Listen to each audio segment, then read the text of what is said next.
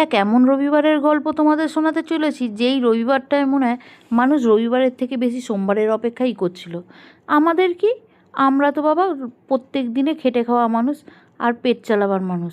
আমাদের রবিবার হোক কি সোমবার, যাই বিশেষ দিন হোক না কেন, সারাটা সপ্তাহ চলার জন্য আজকের দিনটা বাজারে ছুটতেই হবে। সেজন্য চলে গিয়েছিলাম বাজারে, আর বাজার থেকে ফেরার সময় আজকে একটা গোটা তরমুজ নিয়ে এসেছি। আমার বাড়িতে না প্রত্যেকে তরমুজটা খেতে ভীষণ ভালোবাসে, আর ও বাবা, ও তো দেখলেই পাগল হয়ে যায়। ছেলেরা গেছে পড়তে, আর এই তরমুজটা আমাকে এখন অপেক্ষা করতে হবে কাটার জন্য। কিন্তু না, ও শোনে কোথায়, ও নিয়ে টানাটানি শুরু করেছে। বাবা, যে যখন আসবে আসুক, আমার ভাগেরটাকে আমাকে বের করে দে। তা ওকে বুঝিয়ে বাজিয়ে তরমুজটাকে নিয়ে ওকে একটু বকে দিলাম যে চুপচাপ থাক, দাদারা আসবে তারপরে। এই দেখো তরমুজটা মাথার কাছে নিয়ে শুয়ে রয়েছে, দেখেছো? ছেলে আমার কত বোঝে। বলতে বলতে দাদারা চলে এসেছে, আর আমি কাটা শুরু করে দিচ্ছি, আর ও ওর বাটি নিয়ে এসে পড়েছে।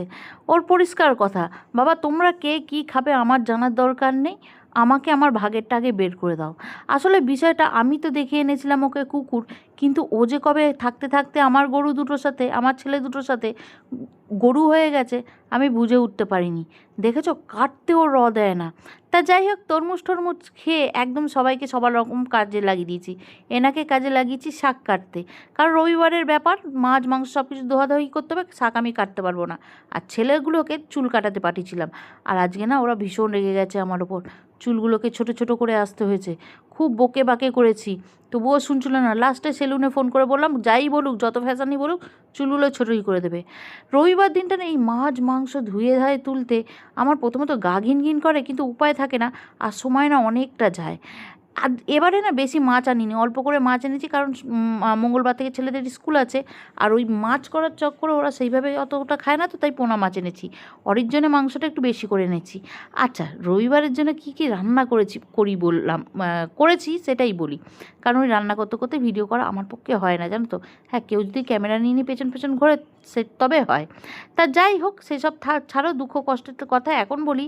আলু ভাজা করেছিলাম, শাক ভাজা করেছিলাম, আর এখানে করেছি চিকেনটা আজকে একটু ঝোলঝোলি করেছি, কারণ রাত্রিবেলা রুটি দিয়েও খেতে হবে। আর এখানে করেছি মাছের মাথা দিয়ে ডাল। ওই যেহেতু পোনা মাছ এনেছি, 2 পিস মাথা তো বেরিয়েছে, মানে 1 পিস মাথাকে দু টুকরো করে একটু ডাল করে নিচ্ছি, তবে ঠিক হলো। নাহলে ওই মাথাটা একদম শেষ অবধি পড়ে থাকে, আর খেতেও ভালো লাগে না। আর এখানে শাক ভাজাটা ভাগিয়ে কুচিয়ে দিয়েছিলো, এর মধ্যে না কিছু কাটোয়া ডাঁটার শাকও দিয়ে দিয়েছি, কচি কচি পেয়েছিলাম তাই। বিকাল না হতে হতে বড় ছেলে ভাইয়ের জন্য কিন্তু আবার মোমো এনে দিয়েছে। বাবা, এই মাঝখানে আবার আমি ঢুকি না, কারণ দু ভাইয়ের কখন এদের প্রেম প্রীতি জেগে ওঠে আর কখন এদের অশান্তি ঝগড়া মারামারি হয় বোঝা যায় না। তা যাই হোক, একই মোমোর থেকে কিন্তু 2 পিস আমিও খেয়েছি।